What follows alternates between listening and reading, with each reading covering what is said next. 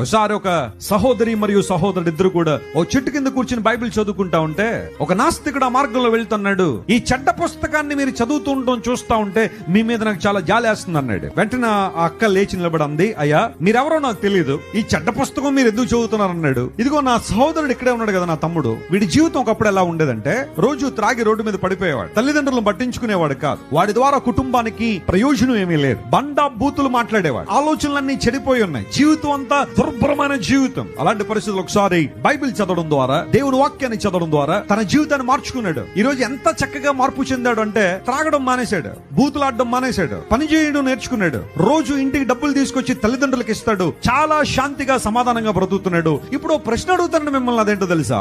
నిజంగా ఈ పుస్తకం చెడ్డ పుస్తకం అయితే చెడిపోయిన నా తమ్ముడిని మార్చగలదా అనే ప్రశ్న అడిగింది. బైబిల్ నిజంగా చెడ్డ పుస్తకం అయితే ఈ చెడిపోయిన వ్యక్తిని ఎందుకు మారుస్తుంది? చెడిపోయిన ఇంకా చెడగొడుతుంది కదా.